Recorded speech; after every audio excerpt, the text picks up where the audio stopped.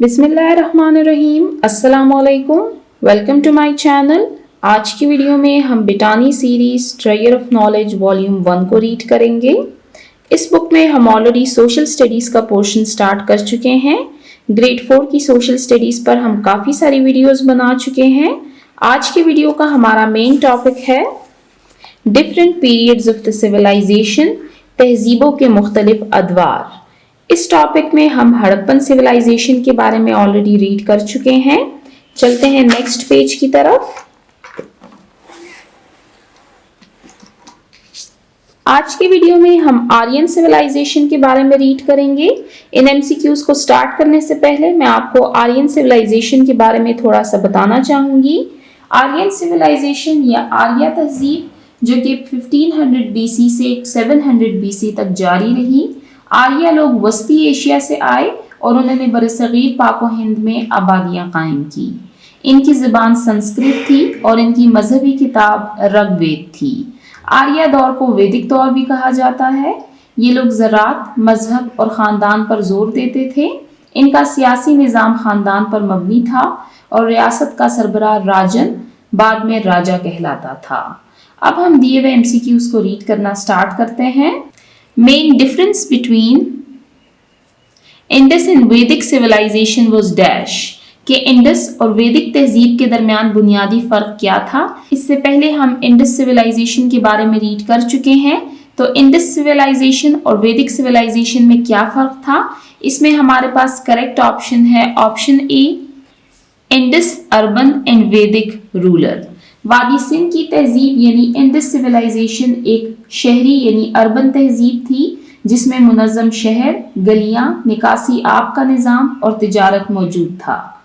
इसके बरक्स वैदिक तहजीब का आगाज देही यानी रूरल इलाकों से हुआ जहां लोग छोटे कबीलों में रहते थे और ज़राअत और जानवरों पर इंहिसार करते थे। तो हमारे पास करेक्ट ऑप्शन है option A, Indus urban and Vedic rural. Next, the word Aryan means dash कि आर्यन लफ्ज का क्या मतलब है। ऑप्शन ए है हमारे पास ब्यूटीफुल, खूबसूरत। ऑप्शन बी अट्रैक्टिव पीपल यानी दिलकश लोग। Option c both a and b. तो यहाँ पर हमारे पास करेक्ट ऑप्शन है option c both a and b यानी आर्यन का मतलब है ब्यूटीफुल एंड अट्रैक्टिव पीपल। तो ए और बी ये दोनों हमारे पास इसमें करेक्ट ऑप्शंस हैं। लफ्ज आर्यन संस्कृत जबान का लफ्ज है जिसका मतलब आला नस्ल, शरीफ, खूबसूरत या दिलकश होता है। आर्यन लोग खुद को मुहज्जिब और खूबसूरत समझते थे। Next, dash was the language of Aryans कि आर्यन लोगों की जुबान क्या थी। इसमें हमारे पास करेक्ट ऑप्शन है ऑप्शन बी, संस्कृत। आर्यन लोगों की असल जुबान संस्कृत थी जो बाद में हिंदू मजहबी किताबों जैसे ऋग्वेद और भगवद गीता की जुबान बनी। Next, according to evidence the origin of Aryan is bacteria in Central Asia from where they came to dash कि सबूतों के मुताबिक आर्यन लोग वस्ती एशिया के बैक्टीरिया से आए और कहाँ पहुंचे। इसमें हमारे पास करेक्ट ऑप्शन है ऑप्शन ए, बल्ख, अफगानिस्तान।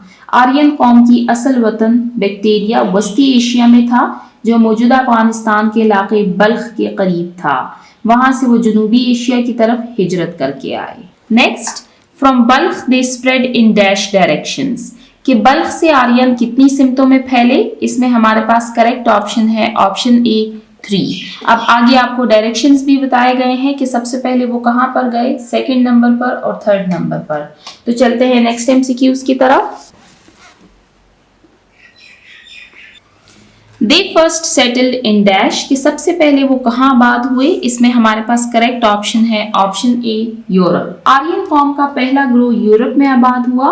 ये यूरोपियन आर्यन कहलाए जिन्होंने बाद में यूरोपीय अक़वाम की तहजीबों को जन्म दिया। Next, second went to dash कि दूसरा ग्रोह कहाँ गया। इसमें हमारे पास करेक्ट ऑप्शन है ऑप्शन सी, ईरान।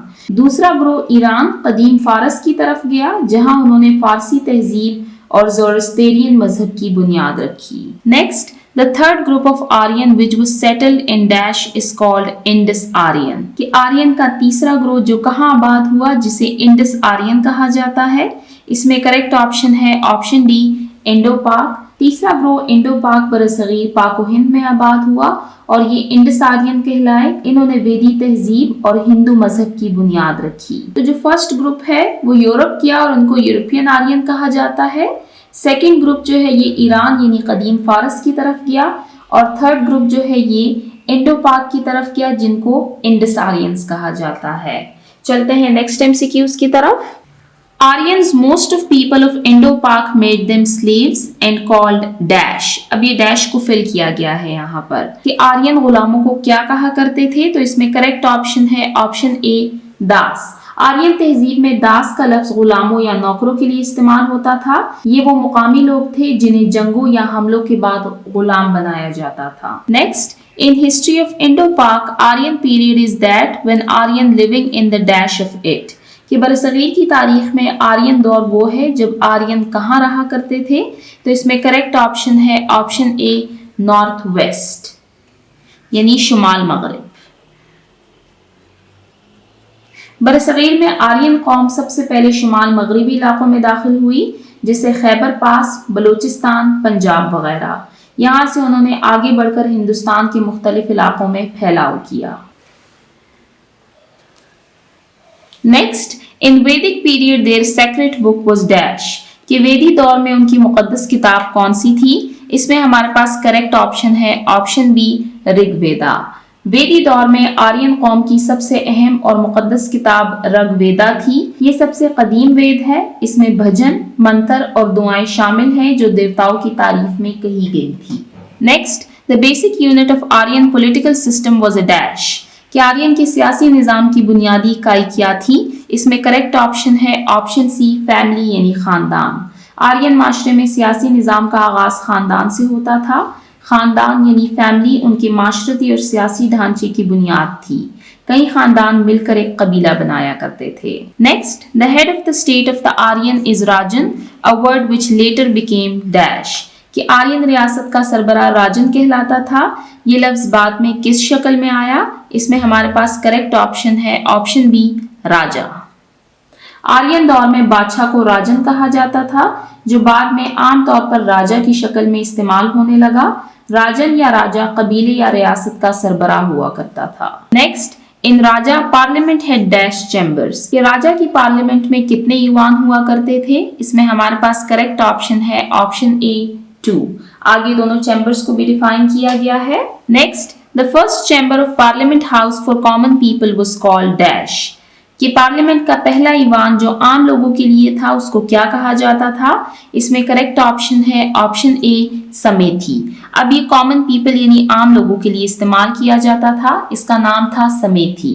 समेथी आम लोगों का ईवान था जहां वो अपनी राय का इजहार करते थे और रियासत के मामलात पर मशवरा दिया करते थे। ये जमहूरी अमल की इब्तिदाई शक्ल थी। इसी तरह अगर हम आज पाकिस्तान की पार्लियामेंट की बात करें तो पाकिस्तान के पार्लियामेंट में भी 2 चैम्बर्स हैं। एक है सेनेट और दूसरा है कौमी असम्बली यानी नेशनल असम्बली।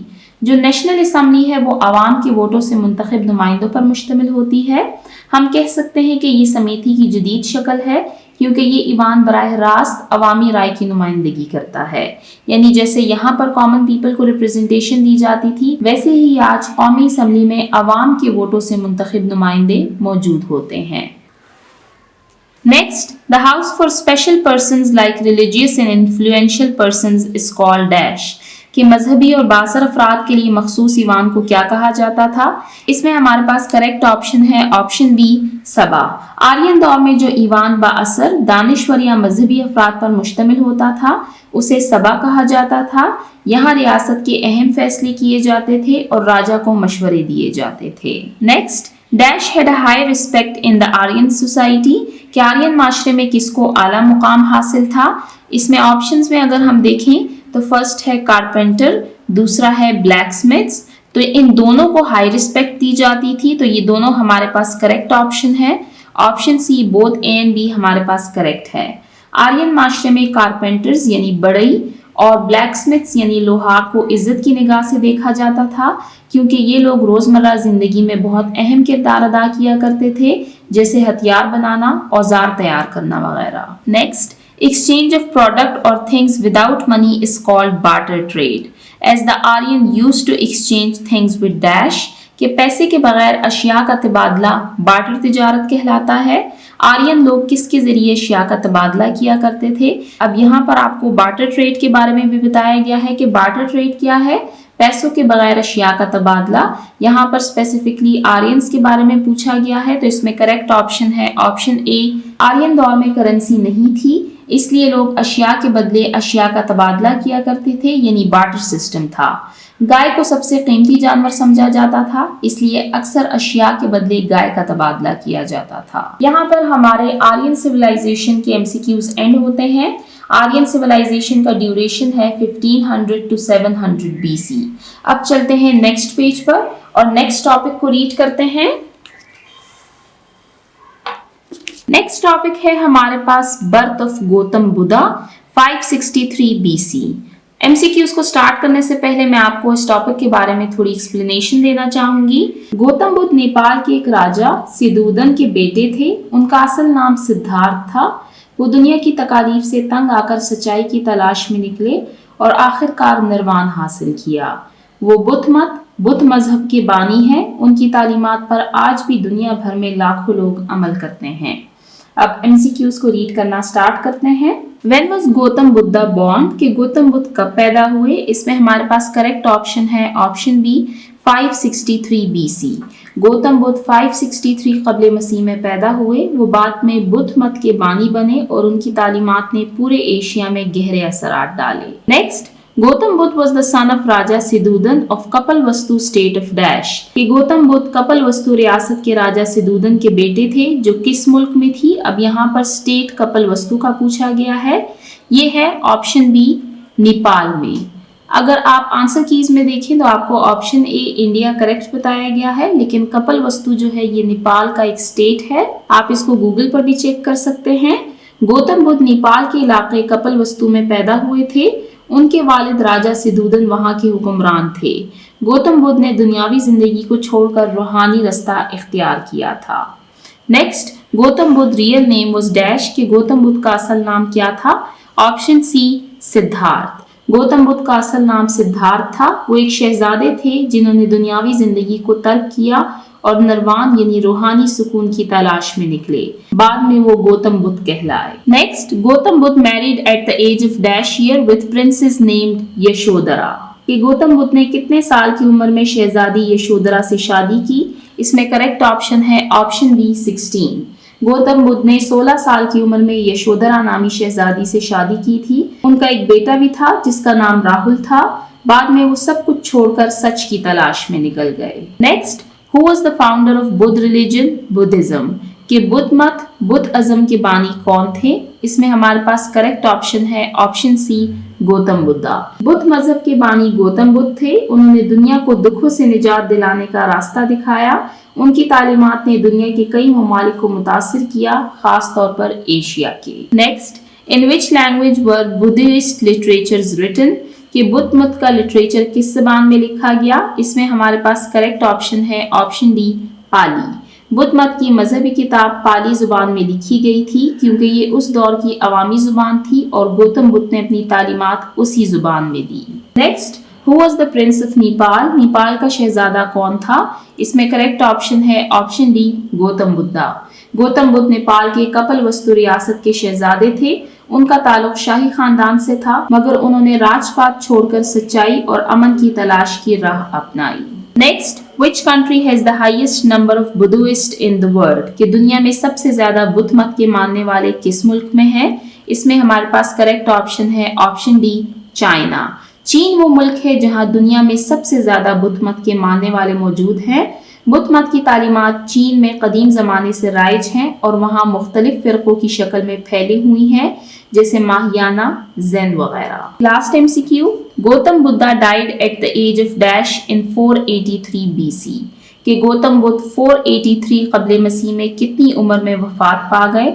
इसमें हमारे पास करेक्ट ऑप्शन है ऑप्शन ए 80 ईयर्स। गौतम बुद्ध 80 साल की उम्र में 483 कबले मसीह में फौत हुए। उनकी जिंदगी सच्चाई, नेकी और रूहानी बेदारी की मिसाल बनी। उनकी मौत को परिनिर्वाण कहा जाता है, यानी रूहानी निजात। तो यहाँ पर हमने गौतम बुद्धा के बारे में रीड किया। गौतम बुद्धा का जो टॉपिक है और नेक्स्ट हमारे पास जो टॉपिक्स हैं, Alexander invasion, rain of Ashoka, ये बहुत इंपॉर्टेंट एमसीक्यूज हैं। इनसे टेस्ट में एमसीक्यूज आ सकते हैं हिस्ट्री और पाक स्टडीज के पोर्शन में, तो आप इनको बहुत गौर से पढ़िए। आज की वीडियो को हम यहीं पर एंड करते हैं। इंशाल्लाह नेक्स्ट टॉपिक को हम नेक्स्ट एमसीक्यूज में कवर करेंगे। जिन्होंने अभी तक मेरे चैनल को सब्सक्राइब नहीं किया, काइंडली मेरे चैनल को सब्सक्राइब कीजिए ताकि हर आने वाली वीडियो आपको टाइमली मिल सके। Thank you.